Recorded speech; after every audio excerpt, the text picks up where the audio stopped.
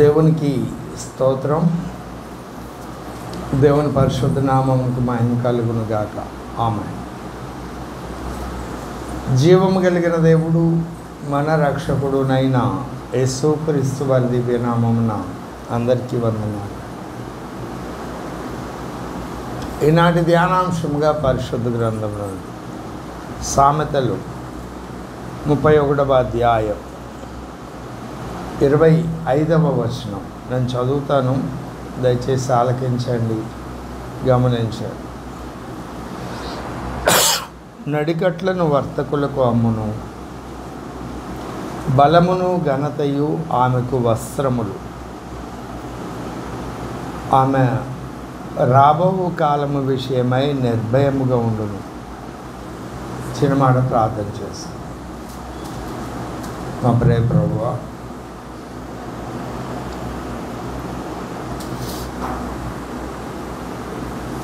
ఒక లేఖన భాగాన్ని చదువుకున్నాము, వివరించడానికి కోనుకుంటున్న నేను మట్టి మనిషిని బట్టి వాడిని అల్పున్న యోగ్యునయ్యా. దయతో నన్ను కనికరించండి, మీ సెలవు చాటును మరుగుపరచు. మీ మాటలు నా నోట ఉంచి మీ ఆత్మకార్యం మీ శైలిలో మీ స్థాయిలో నా యందు మా అందరి యందు జరిగించమని బ్రతిమలాడి వేడుకుంటూ యేసుక్రీస్తు వారి దివ్య నామమున అడిగి వేడుకొని ప్రార్థన చేయుచున్నాం తండ్రి. ఆమేన్. ప్రభువునందు నాకు అత్యంత ప్రియమైన వాళ్ళారా, చదవబడిన లేఖన భాగము కావ్య గ్రంథంలో ఉంది. కావ్య గ్రంథములు మనకు తెలియచేసేటువంటి అంశము, ప్రధానమైన అంశము, పరమవరుడైన యేసునాథుడు తన కొరకు సిద్ధపరుస్తూ ఉన్నటువంటి వధువు ఎలా ఉండాలి అనే విషయాన్ని తెలియపరిచారు. పరమగీతంలో అది పరాకాష్ఠ స్థాయిలో కనపడుతుంది. మిగిలిన కావ్య గ్రంథాల్లో కూడా అది కనపడుతుంది. సామెతల గ్రంథంలో అనేక విషయాలు చెబుతూ ప్రభువు కోరుకునే, పరమవరుడైన యేసునాథుడు కోరుకునేటువంటి గుణవతి అయిన భార్యకు ఉండేటువంటి లక్షణాలు 31వ అధ్యాయం 10వ వచనం నుండి ఒక లిస్టుగా ఇచ్చారు. మిగిలిన 30 అధ్యాయాలలో ఆయా సందర్భాలలో ఆయా లక్షణాలు ఇచ్చారు. కానీ 10వ వచనం నుండి అవన్నీ ఇంచుమించు క్రోడీకరించి ఒక లిస్టుగా ఇచ్చారు. 26 లేదా 28 అంశాలు. వరుడైన యేసునాథుడు తన కొరకు సిద్ధపరుస్తున్న వధువుకు ఉండేటువంటి లక్షణాలు, అందులో అనేక విషయాలు ఉన్నాయి. పగలు ఒక అంశాన్ని ధ్యానం చేశాం. అదేమిటి అంటే, బలమును ఘనతయు ఆమెకు వస్త్రములు అనే మాటలో బలము ఆమె వస్త్రంగా ధరించుకున్నారు అని చెప్పారు. బలమును ఆమె వస్త్రంగా ధరించుకున్నారు.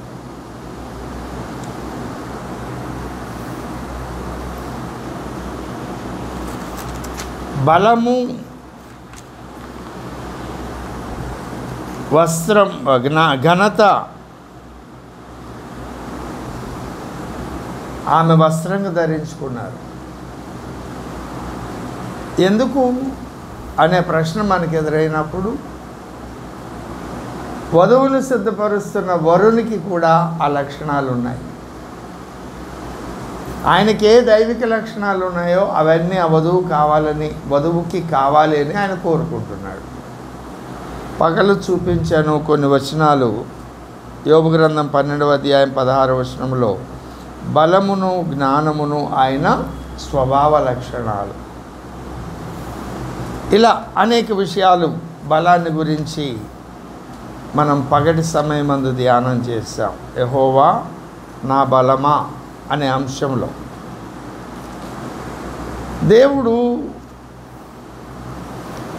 తాను ఎన్నిక చేసుకున్నటువంటి వ్యక్తులకు ఆయనే బలాన్ని అనుగ్రహిస్తున్నాడు అని చెప్పుకున్నాం. ఆ బలము రెండు విధాలుగా ఈ భక్త సమాజం పొందుకుంటుంది. ఒకటి, ఆయన వెలుపట ఉండి తన భక్తులకు భక్త సమాజానికి బలాన్ని ఇవ్వడం. బలం ఎందుకు కావాలి? దేవుడు మనల్ని చేయమని చెప్పిన కార్యాలు, మనకు ఆజ్ఞాపించిన విషయాలు, ఏ పరిచర్య కొరకు, ఏ ఘనమైన పరిచర్య కొరకు దేవుడు మనల్ని పిలిచాడో అది మనం చేయడానికి దేవుడు మన కొరకు వాటిని సిద్ధపరిచాడు. ఆ సత్క్రియలు అవి మనం చేయలేం. ఈ లోకంలో ఉన్నాం, లోకాది పరిపాలనలో ఉన్నాం, లోకాధికారి అయిన వ్యక్తి యొక్క పరిపాలనలో ఉన్నాం. పరలోకంలో ఉన్న సర్వాధికారి అయిన దేవుని ఆజ్ఞలు భూమి మీద మనం నెరవేర్చలేము. నెరవేర్చకపోతే దేవుడు కోరుకున్న విధంగా మనం మార్చబడలేము. దేవుడు మనకిచ్చిన కార్యాలు మనం నెరవేర్చాలి అంటే మనకు బలం కావాలి. కాబట్టి మన బలహీనతలు ఏమిటో గుర్తుపట్టి ఆ బలహీనతల నుండి విడిపించబడి దైవ కార్యం నెరవేర్చడానికి మనకు బలము కావాలి, బలము కావాలి, బలం కావాలి.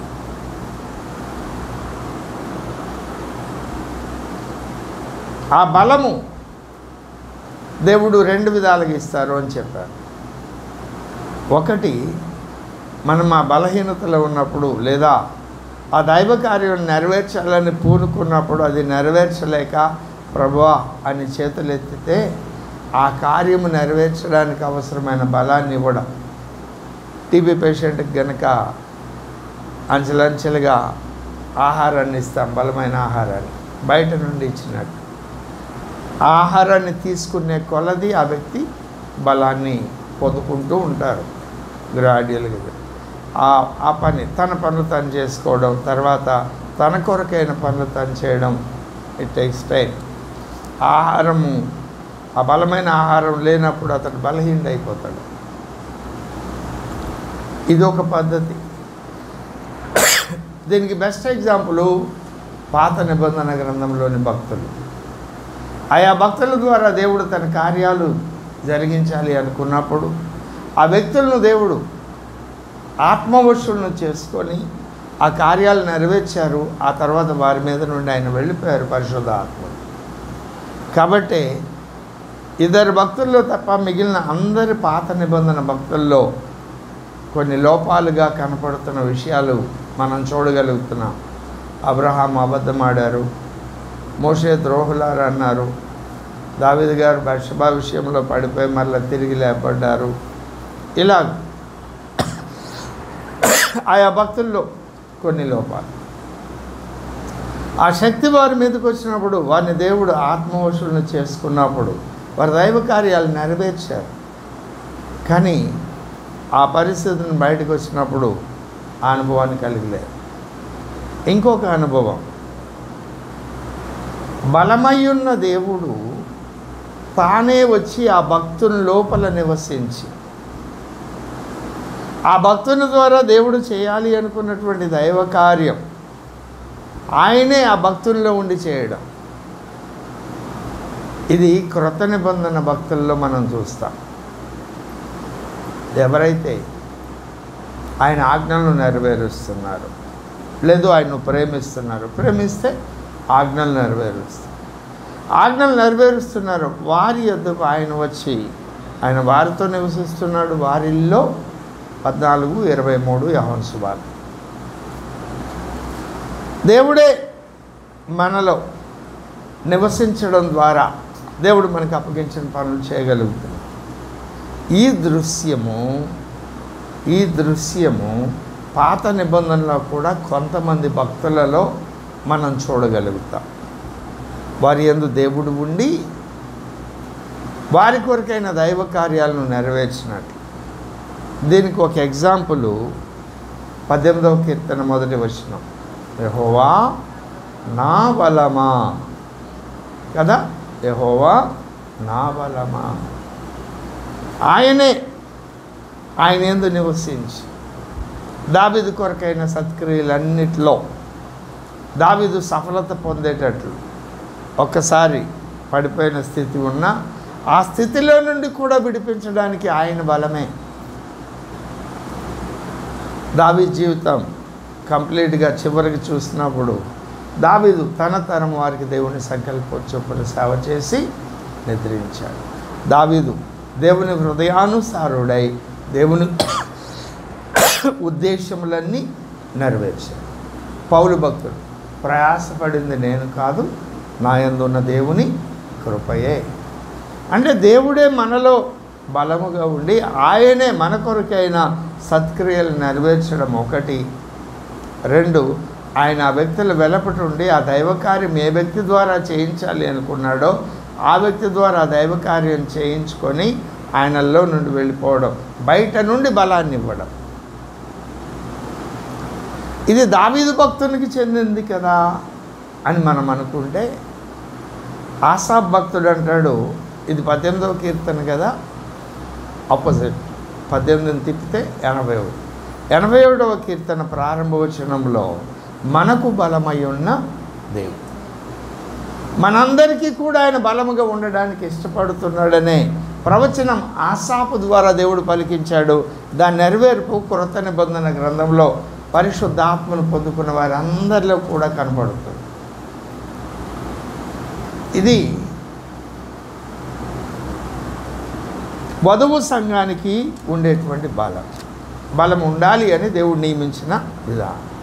ఆ బలాన్ని ఎలా పొందుకుంటారు అంటే 2 విషయాలు చెప్పారు, ఒకటి బయట నుండి, ఒకటి ఆయన నుండి.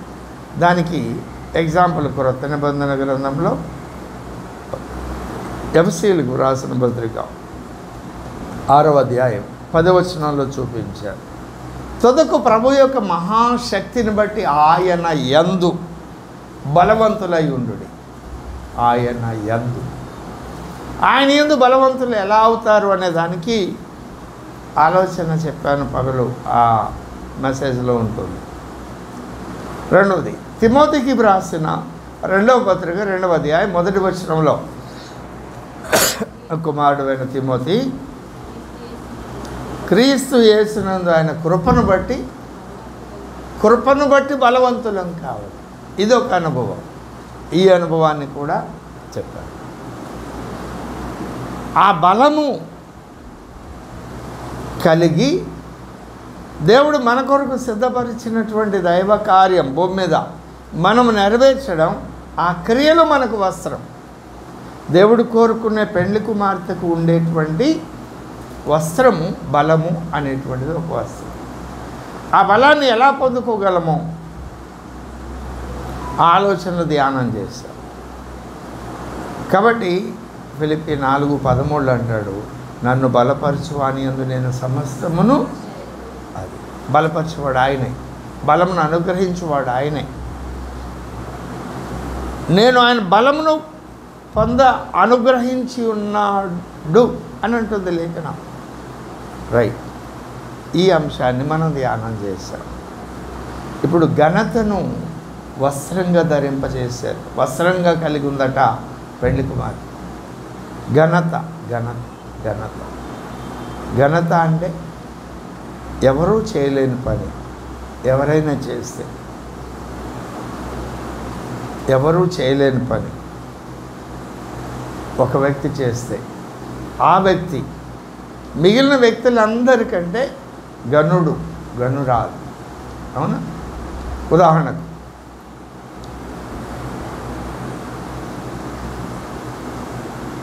ప్రపంచంలో అనేక జాతులు జనాంగాల ప్రజలు ఉన్నారు. అనేక జాతులు జనాంగాలు ఉన్నటువంటి ఆ ప్రజలలో నుండి ఐగుప్తు దాస్యత్వంలో నుండి ఒక జనాంగాన్ని బయటకు తీసుకురావడం ద్వారా దేవుడు ఘనతను పొందాడు.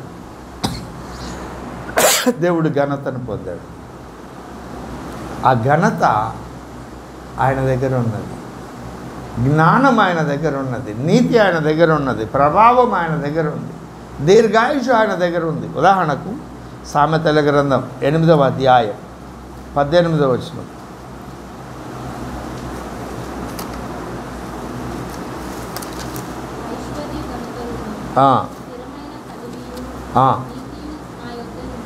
ఆయన యొద్ద ఏమున్నాయి? ఐశ్వర్యము, ఘనత, నీతి. ఆయన దగ్గర ఉండి ఆయన ఏం చేస్తున్నాడు? ప్రసంగి 6:2.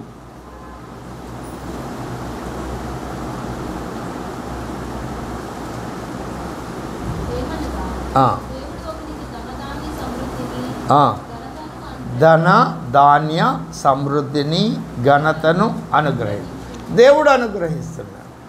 ఎవరికి అనుగ్రహిస్తాడు? తన ఘనత పొందిందై ఉండాలి తన భార్య. తాను ఘనతను పొందుకున్నాడు. ఒక ఎగ్జాంపుల్ చెప్పాను. అనేక జనాంగాల్లో నుండి దేవుడు తాను కోరుకున్న ప్రజలను ప్రత్యేకించాడు. ఏ జనాంగము దేవుని స్వరాన్ని వినలేదు, అగ్నిలో నుండి మాట్లాడుతూ ఉండగా తాను ఎన్నిక చేసుకున్న జనాంగం విన్నది. ఇట్లా ఎన్నో ప్రత్యేకమైన కార్యాలు, ధర్మశాస్త్రము, అర్చనాచారాదులు, వాగ్దానాలు, ఆజ్ఞలు, ఇవన్నీ తన జనులకు ఇవ్వడం ద్వారా ఆయన ఘనతను తెచ్చుకున్నాడు. ఇప్పుడు ఘనతను తెచ్చుకున్న ఆయన తన సహకారిగా ఎవరైతే ఉండాలని కోరుకుంటున్నాడో ఆ వ్యక్తి కూడా ఘనతను కలిగిన వ్యక్తిగా ఉండాలి అని దేవుడు కోరుతున్నాడు. ఘనత ఎలాగొస్తుంది? ఘనతను ఎలాగ పొందుకుంటాం? అవునా? ఘనతను ఎలాగ పొందుకుంటాం? సామెతల గ్రంథంలో అనేక సందర్భాలలో ఈ అంశాన్ని గురించి వ్రాయబడి ఉంది. నెనరు కలిగిన స్త్రీ ఘనత నొందుతుంది అని 11వ అధ్యాయము 16వ వచనం. నెనరు గల స్త్రీ ఘనత నొందును. నెనరు కలిగిన స్త్రీ ఘనతను నొందును. అవునా? కొన్ని వచనాలు చదివిన తర్వాత నేను వ్యాఖ్యానిస్తాను. 14వ అధ్యాయం 34వ వచనం.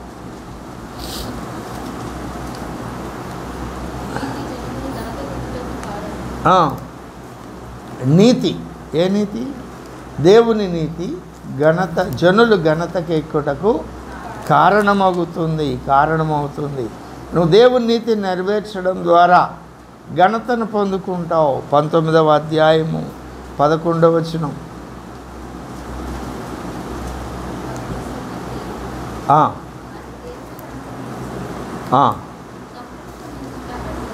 క్షమాగుణము ఘనతను ఇస్తుంది. గ్రాహం స్టెయిన్స్ గారి భార్య, గ్రాహం స్టెయిన్స్ గారిని వారిద్దరు కుమారులను వ్యాన్లో పెట్టి తగలబెట్టినప్పుడు ఆ అమ్మగారు వాళ్ళని క్షమించారు.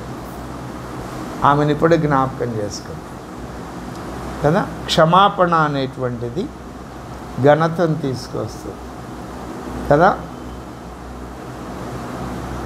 21 సామెతలు.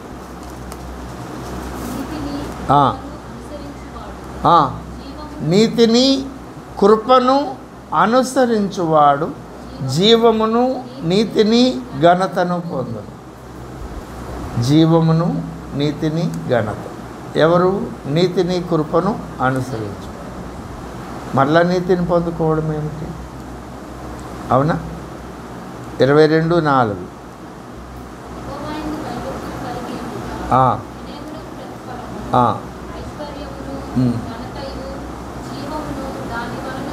ఇలాగూ అనేక వచనాలు.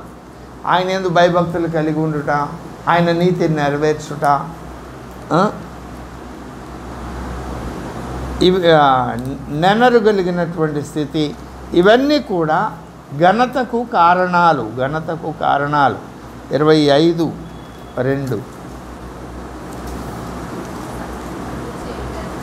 సంగతి మరుగు చేయుట దేవునికి ఘనత, సంగతి శోధించుట రాజులకు ఘనత. అంటే లేఖనాలలో మరుగై ఉన్నటువంటి మర్మములను వెతుకుట. పౌలు గారి గురించి చెప్తాం. ఆయన ఏమిటి? దేవుని మర్మముల విషయంలో ఆయన గృహ నిర్వాహకుడు. ఏమిటి ఆ మర్మములు? యుగములలోను తరములలోను మరుగై ఉన్నటువంటి మరుగైన విషయాలను తెలియపరచడం ఆయన ఘనతను తీసుకొచ్చింది. కాబట్టి ఆయన ధైర్యంగా చెప్పగలిగాడేమని, నేను వేసిన ఈ పునాది మీద తప్ప నేను చెప్పిన ఈ సువార్త తప్ప, నేను ప్రకటించిన ఈ ఆత్మ తప్ప వేరొక ఆత్మ, వేరొక సువార్త అని చెప్పగలిగాడు ఆయన. అది ఆయన ఘనతకు కారణం కదా. అలాగే యజమానుని మన్నించువాడు ఘనత తీసుకొస్తారని 27:18 మనం చూస్తాం. 20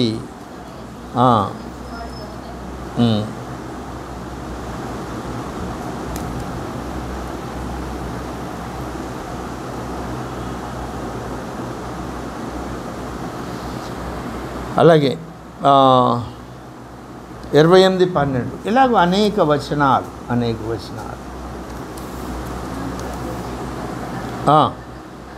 నీతిమంతులకు జయము కలుగుట మహాఘనతకు కారణమగు. దుష్టులు గొప్పవారగినప్పుడు జనులు దాగి నీతిమంతులకు జయం. ఇప్పటి వరకు అనేక విషయాలు చూపించాను కదా. ఇవన్నీ మనకి ఎలాగొస్తాయి? ఆయన నీతి, ఆయన కృప, ఆయన యొక్క ఆ దైవిక లక్షణాలు ఏవైతే చెప్పబడినవో అవన్నీ మనకి ఎలాగ వస్తాయి? వాటిని మనం ఎలా పొందుకోగలం? కీర్తనాకారుడు అంటాడు 149వ కీర్తన 5వ వచనం చూడండి.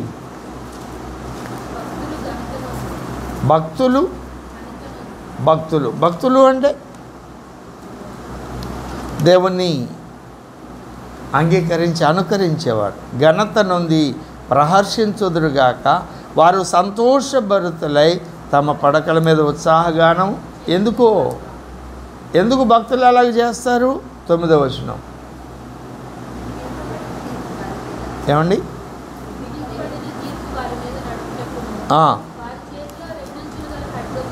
అది రెండంచులు కలిగిన ఖడ్గము. ఏమిటది? పరిశుద్ధ గ్రంథం. పరిశుద్ధ గ్రంథం భక్తుల చేతిలో ఉన్నది. అది వారి ఘనతకు, వారికి ఘనత అదే. భక్తులందరి ఘనత అదే.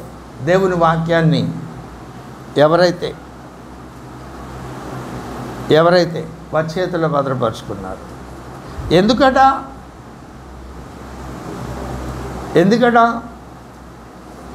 రెండంచులు కలిగిన ఖడ్గమైనటువంటి వాక్యము వారి చేతుల్లో ఉండే వాళ్ళ ఘనత ఎందుకు వచ్చింది?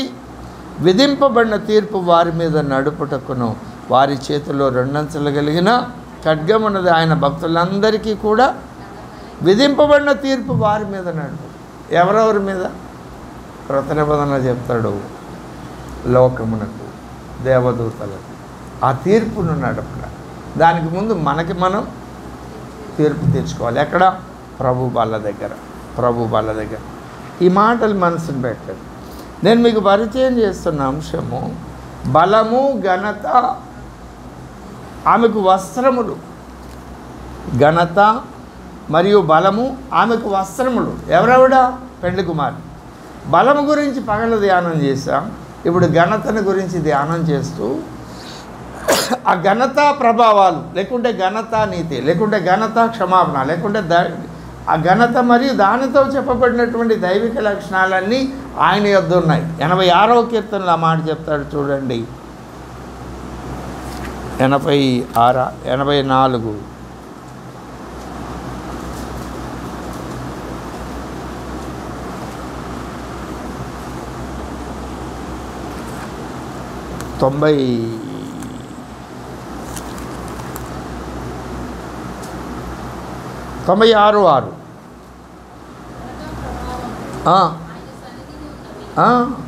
బల సౌందర్యములు ఆయన పరిశుద్ధ స్థలములో ఉన్నాయి కదా.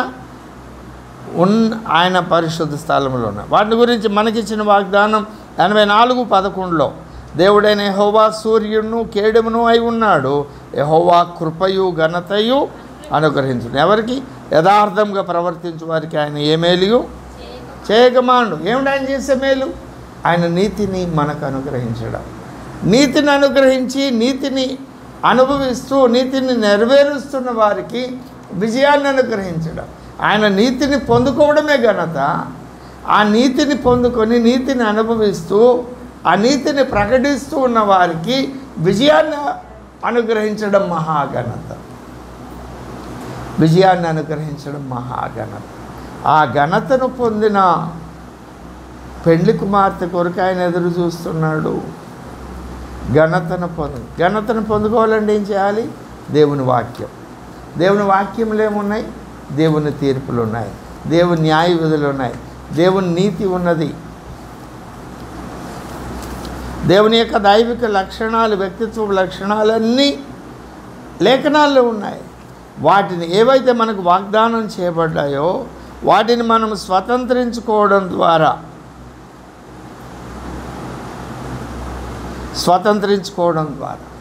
ఎలా స్వతంత్రించుకుంటాం? మనకు తెలుసు దేవుని ఆజ్ఞ. తెస్సలోనికీయులకు వ్రాసిన మొదటి పత్రిక 4వ అధ్యాయం 4వ వచనంలో పరిశుద్ధత కలిగి ఉండుటయే దేవుని చిత్తమని చెప్తూ అక్కడ ఒక మాట అన్నారు చూడండి. మొదటి అధ్యాయం 4:4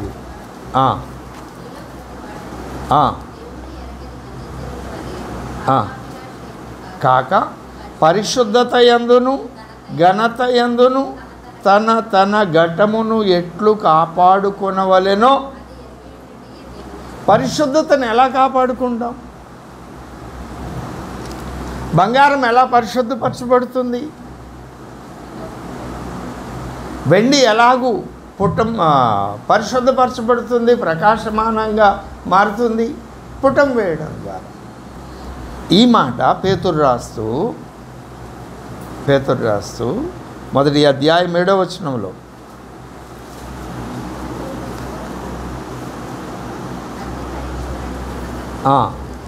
అగ్ని పరీక్ష వలన సువర్ణము శుద్ధపరచబడుచున్నది కదా, దానికంటే అమూల్యమైన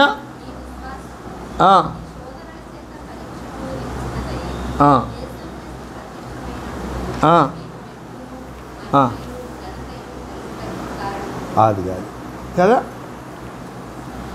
శోధన సహించినప్పుడు మన విశ్వాసాన్ని మనం కాపాడుకోవడం ద్వారా, ఆ అమూల్యమైన విశ్వాసమే శోధనల చేత పరీక్షకు నిలచినదై యేసుక్రీస్తు ప్రత్యక్షమైనప్పుడు. శోధనలు సహించకపోతే, శోధనలో దేవుడు అనుమతించిన విధంగా మనం వాటిని నెరవేర్చకపోతే, శోధన సహించడం అంటే అక్కడ శ్రమ ఉంది, హింస ఉంది. 4వ అధ్యాయంలో చెప్తాడు కదా మాట, 12వ వచనం.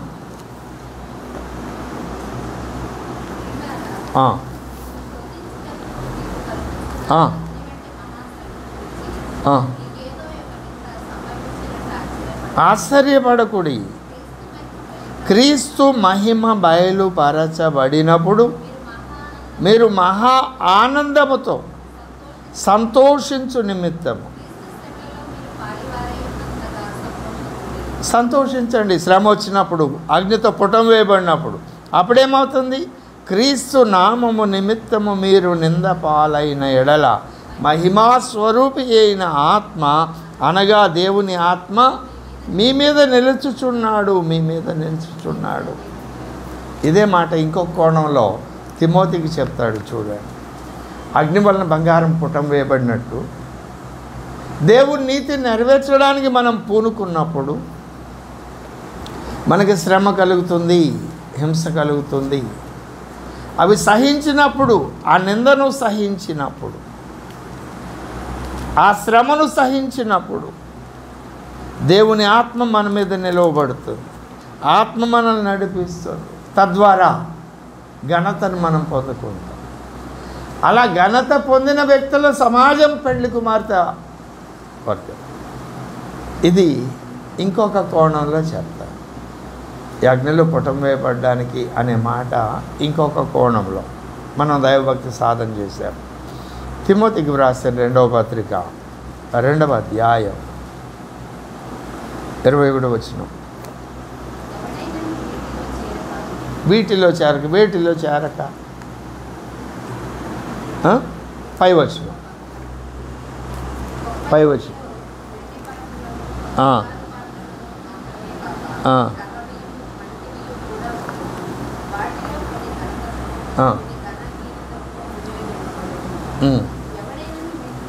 వీటిలో చేరకండి. ఇప్పుడు మనం బంగారు పాత్రగా ఉండాలా, వెండి పాత్రగా ఉండాలా, మట్టి పాత్రగా ఉండాలా?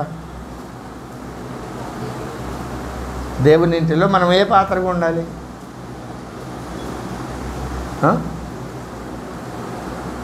అక్కడ ఉన్నదే చెప్పండి రా. గొప్ప ఇంటిలో వెండి పాత్రలు ఉన్నాయి, బంగారు పాత్రలు ఉన్నాయి. అవి మాత్రమే కాక కర్రవి ఉన్నాయి, మట్టి ఉన్నాయి. 4 రకాలు చెప్పాడు. వాటిలో కొన్ని ఘనతకు, కొన్ని ఘనహీనతకును వినియోగింపబడును. అవునా? ఇప్పుడు మనం ఏ కేటగిరీలో ఉంటే బెస్ట్?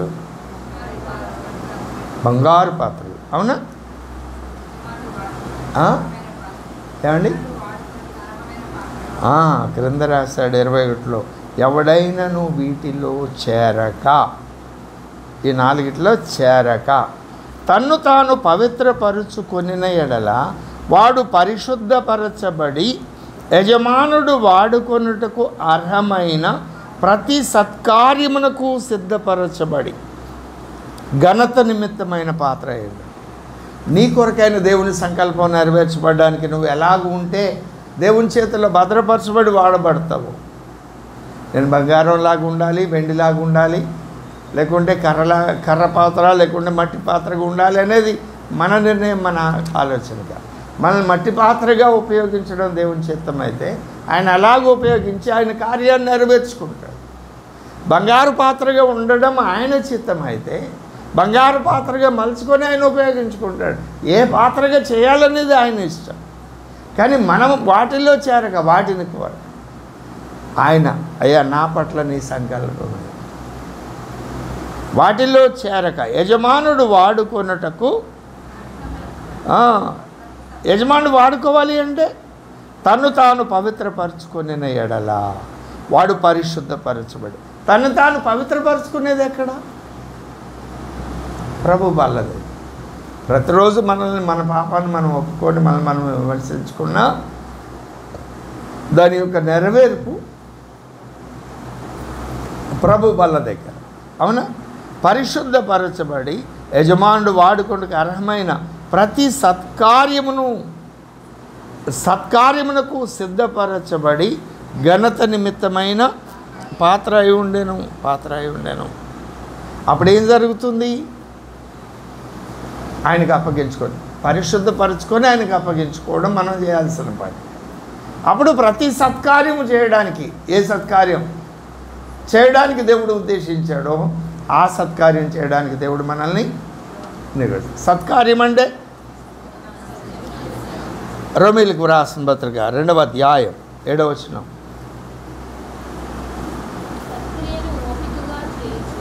సత్క్రియలు ఓపికగా చేయొచ్చు. సత్క్రియలు చేయాలంటే ఏం కావాలి? ఓపిక కావాలి. అనుకున్న వెంటనే కావు. ఓపికగా చేయొచ్చు. మహిమను, ఘనతను, అక్షయతను వెతుకువారు. ఏమిటి? నా ప్రభు పని నేను చేయాలి. నా ప్రభు పని నేను చేయాలి. నాకు అప్పగింపబడిన పని నేనే చేయాలి. వాళ్ళు వీళ్ళు కాదు, నేనే చేయాలనే తపన అది ఉన్నప్పుడు అక్కడేమవుతుంది? ఆ సత్క్రియలో దేవుని మహిమను వెతుకుతాం. నేను ఈ పని చేయడం ద్వారా దేవుని యొక్క వ్యక్తిత్వాన్ని, దేవుని యొక్క నామాన్ని, దేవుని యొక్క స్వభావాన్ని నేనేం పొందుకుంటాను. తర్వాత దేవునికి ఏం ఘనత వస్తుంది? నేను ఈ మాట మాట్లాడుతాను, ఈ నిర్ణయం తీసుకుంటాను, ఈ క్రియం చేస్తున్నా, ఈ వ్యక్తిని కలుస్తున్నా, ఈ ప్రయాణం చేస్తున్నా. తద్వారా దేవునికి వచ్చే మహిమ ఏమిటి? నాకు కలిగే మేలే. దాన్ని వెతకాలి. తర్వాత అక్షయత, ఇది శాశ్వత కాలం నిలిచి ఉండే పనే కాదా? దేవుని మహింపచ్చే పనే కాదా? దాన్ని వెతకాలి. మనం చేసే ప్రతి పని నిత్యత్వానికి సంబంధించిందై ఉండాలి. ఎలా సాధ్యమవుతుంది? ఒక ధర్మకార్యమే ఒక ధర్మకార్యమే అనుకుందాం. అక్షరార్థంగా లోకంలో ఉన్నవారు వారు ధర్మకార్యాలు చేస్తారు. యేసును అంగీకరించిన వారు ధర్మకార్యాలు చేస్తారు. వాళ్ళు చేస్తున్న ధర్మకార్యాలకు మనం చేస్తున్న, అంటే క్రీస్తునందున్న వ్యక్తులు చేస్తున్న ధర్మకార్యాలకు వ్యత్యాసం ఏమిటి?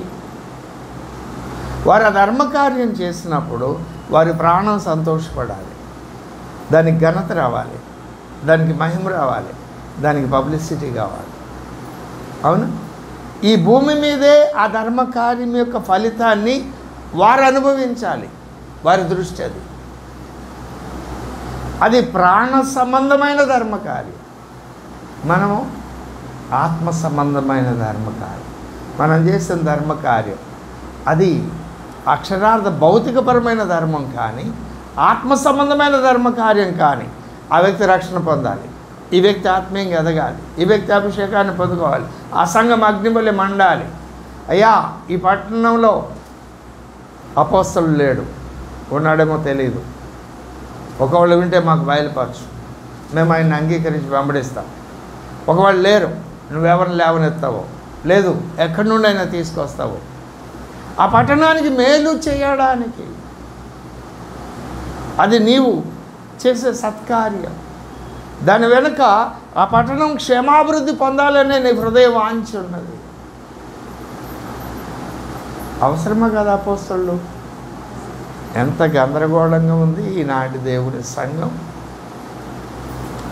మరి పరిష్కరించి ఇది సత్యము అని ఎవరైనా నాలాంటి చిన్న సేవకులకు తెలిసినా అది ప్రకటిస్తే వినేవాడెవడు లేడు. అదే అపోస్తలుల అభిషేకం కలిగిన వాడైతే వింటారు. వాళ్ళు ఆ అభిషేకం ఉన్న వాళ్ళు చెప్పినప్పుడు వింటారు. వాళ్ళు ఎదురాట కాదనడానికి వాళ్ళకి ఏమీ ధైర్యం సరిపోదు. వాళ్ళు చెప్పగలుగుతారు, నేను ప్రకటించిన ఈ సత్యము తప్ప. దేవుని ప్రణాళికలో ఉన్నవాళ్ళు ఖచ్చితంగా వింటారు. అలాంటి అపోస్తలులు కావాలి. అది ధర్మకార్యం కాదా? దేవుని కార్యాన్ని నెరవేర్చే కార్యం సత్కార్యం కాదా? అది చేయడం ద్వారా ఘనత. నువ్వు రహస్యంగా నువ్వు గదిలో నువ్వు ప్రార్థన చేయొచ్చు, నువ్వున్న స్థానిక సంఘంలో ఉండి ప్రార్థన చేయొచ్చు. నువ్వు ప్రార్థన చేసావు, అందుకొరకే ఒక అపోస్తలుడు వచ్చాడు లేదా సార్వత్రిక సంఘానికి అవసరమైన మేలు కలిగింది అని వాళ్ళు నిన్ను గుర్తుపట్టకపోవచ్చు, కానీ దేవుని ఎదుట నీ ఘనత కారణం. డిఎల్ మూడి గారి గురించి ఒకసారి చెప్పాను కదా, ఆ ప్రసంగించారు, ఆ పట్టణం పేరు నాకు గుర్తులేదు. బాగా అలసిపోయాడు, అందరికీ ప్రార్థన చేసి ఇంటికి వెళ్ళేప్పటికీ మధ్యరాత్రి అయిపోయింది. పడుకోబోతుంటే ప్రభు చెప్పారు, నువ్వు పడుకోవద్దు వెళ్ళు అని ఆయన డైరెక్ట్ చేస్తే ఊరు బయట ఒక బ్రిడ్జి క్రింద చిన్న గుడిసెలోకి ఆయన నడిపించాడు ప్రభు. డిఎల్ మూడి గారు నడిపిస్తే అక్కడ ఒక వృద్ధురాలు, అయ్యా మా పట్టణానికి మూడి గారిని పంపించయ్యా అని విజ్ఞాపన చేస్తుందా. ఆయన వచ్చిన సంగతి కూడా ఆవిడికి తెలియదు. అది చూసి ఆయన అక్కడే మోకాళ్ళని. ఇలాంటి అందరూ తల్లులు, వాళ్ళ ప్రార్థన ఈ పట్టణానికి ఆశీర్వాదం. ఇప్పటివరకు చెప్పిన విషయాలను మనం క్రోడీకరించి చూస్తే కావ్య గ్రంథాలు పరమవరుడైన యేసునాథుడు భూమి మీద తన కొరకు సిద్ధపరుస్తున్న వధువును గురించి మాట్లాడుతున్నాయి. ఆ క్రమంలో మనం చదివిన కావ్య గ్రంథం సామెతల గ్రంథం 31వ అధ్యాయం 10వ వచనం నుండి ఈ సామెతల గ్రంథం అంతటిలో నెనరు కలిగిన స్త్రీ, గుణవతి అయిన భార్య, బుద్ధిమంతురాలు, జ్ఞానం కలిగిన స్త్రీ తన ఇంటిని కట్టుకుంటుంది, ఇలాగూ అనేక మంది స్త్రీలను గురించి సామెతల గ్రంథంలో ప్రస్తావించారు కదా. ఎందుకు ఇంతమంది స్త్రీల గురించి సొలొమోను చెప్తూ ఉన్నాడు? ఇంతమంది స్త్రీల గురించి ఎందుకు చెప్తున్నాడు అంటే, తాను కోరుకున్న పెళ్లి కుమార్తెలో ఆయా మెప్పును కలిగినటువంటి ఆయా మంచి లక్షణాలు కలిగిన స్త్రీలు వేరువేరుగా చెప్పబడ్డారు కదా. ఆ స్త్రీలందరిలో ఉన్నటువంటివి ఆ వ్యక్తిత్వ లక్షణాలు ఆయన కోరుకున్న పెళ్లి కుమార్తెలు ఉండాలని ఇష్టపడుతుంది. వాటన్నిటినీ క్రోడీకరించి సింప్లిఫై చేస్తూ 31:10 గుణవతి అయిన భార్య అన్నాడు. ఆవిడ అక్షరార్థమైన గుణవతి అయిన భార్య, అక్షరార్థమైన మనుషుల కొరకు ఏర్పాటు చేసిన గుణవతి అయిన భార్యను గురించి కాదు. మన పరిచర్యలోనే ఎంతోమంది గుణవతులైన ఆడపిల్లలు ఉన్నారు. ఇంకా మగపిల్లలు దొరకడమే కష్టంగా ఉంది. ఉన్నారు, చాలా తక్కువ మంది ఉన్నారు. వాళ్ళని గురించి కాదు. ఈ విశ్వలోకాలన్నింటినీ పరిశీలించినప్పుడు ఆ మహిమాస్వరూపి అయిన దేవుని కుమారుడైన ప్రభువైన యేసుక్రీస్తుకు తగిన వధువు దొరకడం చాలా అరుదు. విశ్వలోకాలన్నింటినీ ఆయన పరిశీలిస్తున్నాడు. ఆ వధువుని గురించి భూమి మీద ఉన్న సంఘానికి రాస్తూ ఈ 10వ వచనం 11వ వచనం నుండి 31 వరకు ఉన్న లేఖనాల్లో అనేక వ్యక్తిత్వ లక్షణాలు, ఆ పెండ్లి కుమార్తెకు ఉండే లక్షణాలు అనేకం చెప్పాడు. వాటిల్లో మనము 2 మాటలు ధ్యానం చేశాం పగలు ఇప్పుడు. 1 బలమును, 2 ఘనత ఆవిడ వస్త్రాలుగా ధరించారు. ఎందుకు ఆ వస్త్రాలు ధరించిన వ్యక్తిని ఆయన పెండ్లి కుమార్తెగా కావాలి అని కోరుకుంటున్నాడు అంటే ఆయన 2 కలిగి ఉన్నాడు. ఆ 2 కాదు, ఇక్కడ చెప్పబడిన అన్ని వ్యక్తిత్వ లక్షణాలు ఆయన కలిగి ఉన్నాడు. యజమానుడికి లాభప్రాప్తి కలుగచేస్తుంది అంటే ఆయన శరీరధారిగా ఉన్నప్పుడు తన యజమానుడికి లాభప్రాప్తి కలుగజేశాడు. ఆయన మనకు మాదిరిగా కనపరచబడ్డాడు. అవును కదండి. ఇప్పుడు ఆయన చేసిన పని మనం చేయాలని కోరుకుంటున్నాడు. అందులో మనం బలం కలిగి ఉండడం. బలం ఎందుకు కావాలి? మన బలహీనతలు చేయొచ్చు. మనకి బలహీనతలు ఏమిటి? శారీరకంగా ఆరోగ్యంగా ఉన్నవారు ఉన్నారు కదా దైవభక్తులు. ఆ బలం కాదు, ఆ బలంతో చేయలేని దైవ కార్యాలు ఉన్నాయి. ఈ లోకాధికారి అని సాతాను పరిపాలిస్తున్న లోకంలో ఒక వ్యక్తి తన కొరకైన దేవుని చిత్తాన్ని లేదా దేవుని సంకల్పాన్ని నెరవేర్చాలి అంటే ఆ వ్యక్తిని దేవుడే బలపరచాలి. దేవుడు బలపరిస్తే తను బలపరచువాని యందు సమస్తము ఆ వ్యక్తి చేయగలుగుతాడు.